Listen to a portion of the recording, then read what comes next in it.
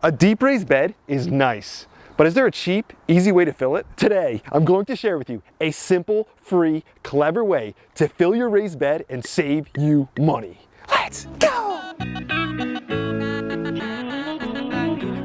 After many years of growing in raised beds, I find the tall Vego ones to be my favorite. I've been gravitating towards them more as time goes on for their convenient height. It's nice to be able to work in the bed and not have to break your back while doing it. The issue is that they're so dang deep, filling them can be expensive and labor intensive. You might think, James, why don't you just toss some native soil into your raised bed? Well, that wouldn't be a good option if I filled the whole bed with native soil because the native soil is just way too dense. Think of it like starting seeds. If you take native soil and put it into a cup, it gets super dense because all my native soil is basically just sand. Look how dense that is.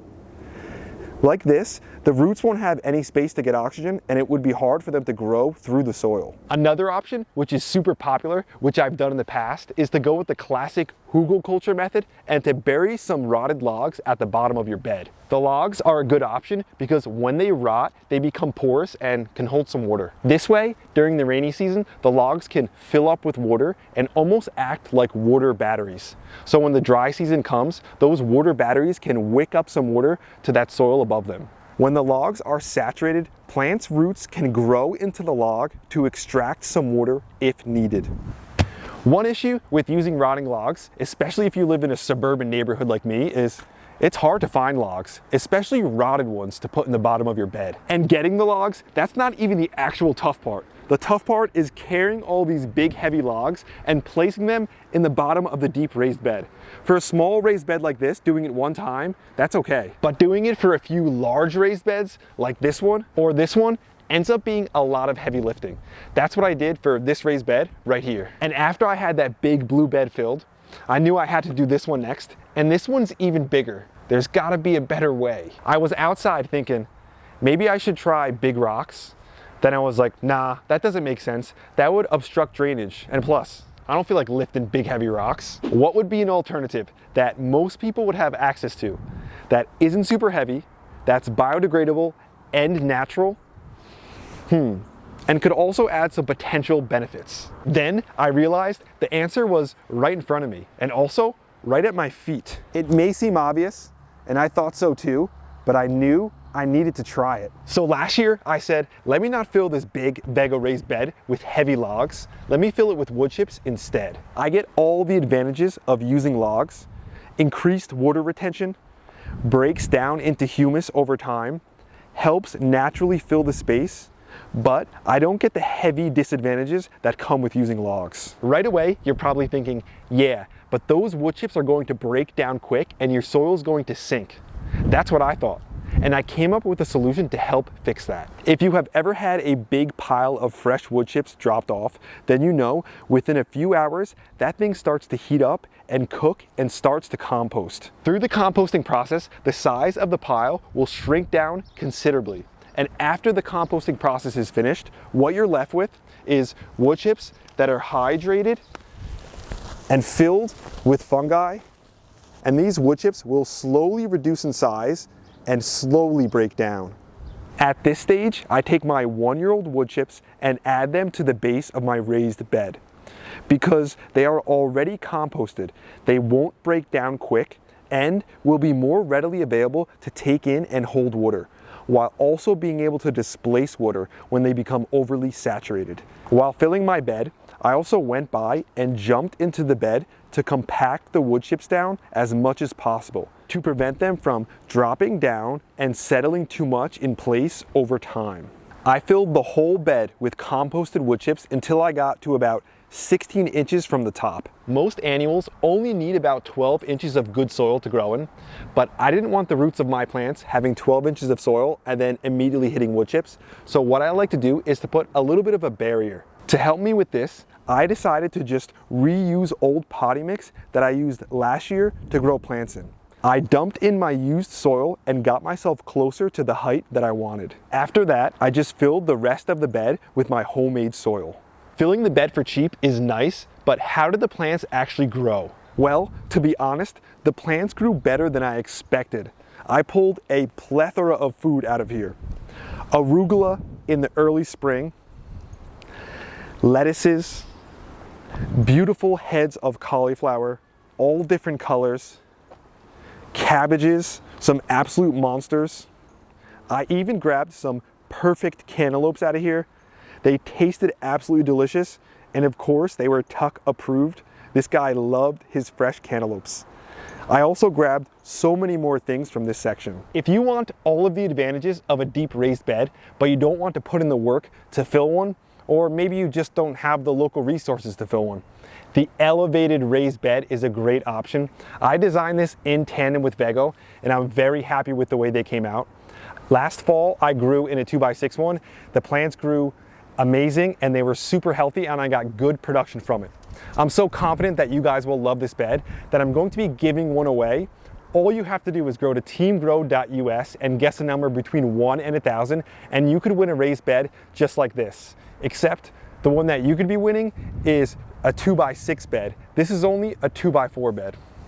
If you do want one of these beds though, I suggest you grab one now because they're in stock and they don't last long. Not only did the wood chips have no negative side effects on growth, I think they helped out overall, because in this bed, the soil didn't dry out as much in the late summer compared to some of my other beds. It's been a year since we filled this bed with wood chips and we got some really nice harvests from it.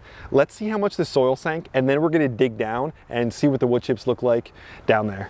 So first, we'll see the soil sank about 5 inches. Let's compare that to the bed we filled with logs. The bed filled with logs sank about the same amount. That's okay. One of the things about the beds, the reason the soil is so much lower is because for some of the things I harvested, like my cabbages, when I pull those out, I also have to pull the roots out so that I can plant something after. Within those roots, there's a lot of soil mixed in there. So I think that's why I lost so much soil, not because of the sinkage, but because I lost some of the soil when I harvested. That's okay that we have some sinkage in here though, and or some soil missing, because what we could do is we could add more compost or more soil, mix that into our soil. That will help improve our overall structure and help add nutrition to our soil. And the thing is, if you do add a little soil every year, it's much cheaper and easier than having to add like a whole lot of soil all at once. Let's dig in and see what the wood chips look like down here. Make our hole. Looks like we got some sinkage starting to get to the wood chips. Here's a pretty good sized wood chip right here. Get some more. They're hard to grab, but I got some more. Here's some more of the wood chips. You can see they haven't broken down that much. Still pretty porous, holding some moisture. Yeah, I'm surprised. They're doing pretty well down there. Not too bad. There we go. Grab some more wood chips, mixed in with some soil down there. Pretty nice looking stuff, not gonna lie. Still holding some moisture. This will be perfect. These wood chips are gonna hold the shape and be perfect at the bottom of my bed, it looks like, for a long time. One thing to note is that wood chips are not a growing medium. You can use them as a mulch over top of your soil and they will work great, or you can use them at the bottom of your raised beds to fill some space, but you do not want to directly plant things into wood chips. If you do, the plants will not grow well. Wood chips are one of the greatest free resources for gardeners. A lot of places just view them as a waste product. So for me, locally, I can go to the recycling center and they just have piles and piles of wood chips I could get for free. I could pick up as much as I want. Or I can call a local tree company and let them know that I want some hardwood wood chips if they could drop them off in the driveway. And that's usually what I end up doing. In my opinion, it's the best way to get wood chips, unless you could find wood chips locally that have already been sitting for like a year or so and have already composted down. If you could get those wood chips, those are the most ideal to go into the bottom of your raised bed.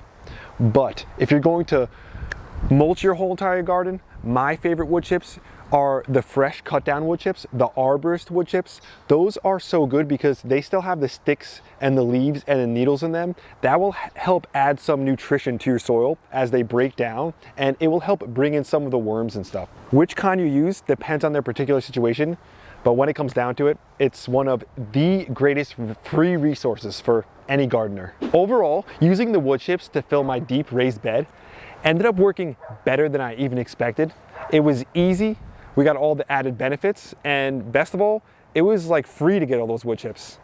I think soil companies are going to hate me for sharing with you this technique of how to fill the deep raised bed. I know it's the technique that I'm definitely going to be using in the future because it really is so easy. And I was able to show you what happens to the wood chips a year later, so you guys will know what happens. If your plants aren't growing well, I wouldn't blame it on the wood chips. My plants grew great. And then a year later, you'll see they broke down a little bit, but not a huge amount. That's today's video, growers. Thanks for watching. We hope you enjoyed it. We hope you got something out of it. I hope you get out there and you fill your deep raised bed with wood chips because it makes it easy to do. It's actually kind of enjoyable compared to carrying really heavy logs or some of the other alternatives. We think it's a really good option. We want to mention a thank you to one of our new channel members, Michael Little. Thanks for being a part of Team Grow. Thanks for having your hand in everything we're doing out here. We also want to mention that we still have our course for starting seeds. It's a fantastic course loaded with step-by-step guides on the correct way to start your seeds so you could have big, healthy seedlings that could go into the garden and turn into just big plants that kick out massive harvests. So don't forget that. Check that out over at teamgrow.us. And now is also the perfect time to grab some raised beds, fill them with wood chips. This way you could have just massive harvest this year. We had a blast out here. We hope you truly got some value out of this video. Let us know down low if you've ever tried to fill your bed with wood chips or what you like to fill your deep raised beds with, because if there's any better ideas out there, we'd love to know about them. I'll be back to you again real soon. We